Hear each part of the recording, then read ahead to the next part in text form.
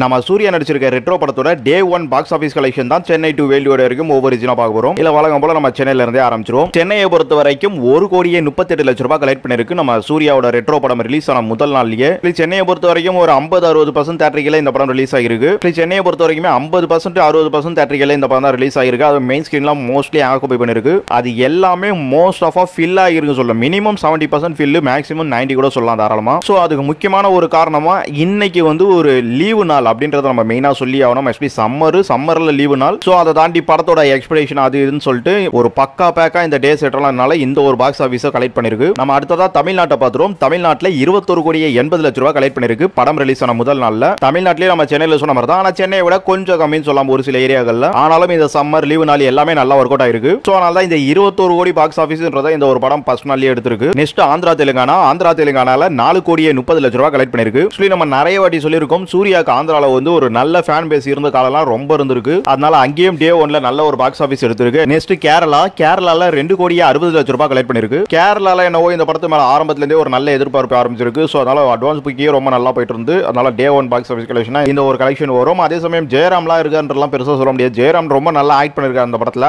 ஆனா அவருக்காக மலையாளத்துல இந்த வருஷம் சொல்ல முடியாது. கண்டிப்பா சூர்யாவோட அந்த மேனரிசம், அவரோட டீசர் ட்ரைலர் இந்த மாதிரி பவர்லாம் தான் ஒர்க் ஆயிருக்கு. நெக்ஸ்ட் கர்நாடகால 5,20,00,000 ரூபாய் கலெக்ட் பண்ணும் படம் ரிலீஸ் ஆகிற முதல் நாள்ல.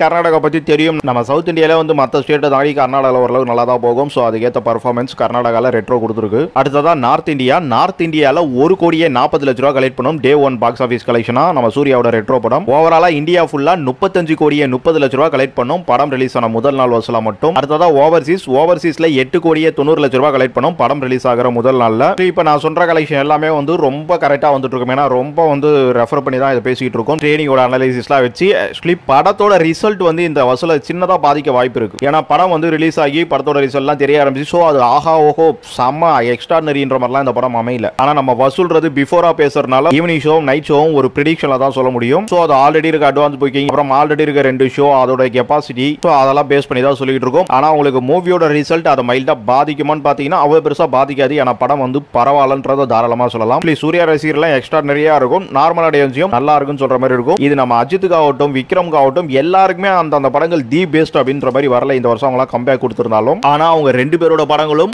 ஆடியன்ஸை சாட்டிஸ்ஃபை பண்ணிருக்கு. பப்ளிக்கை என்ன மாதிரி பண்ணணும் எதிர்பார்த்தா அவங்களையும் சாட்டிஸ்ஃபை பண்ணிடுச்சு படம் முடியும் போது.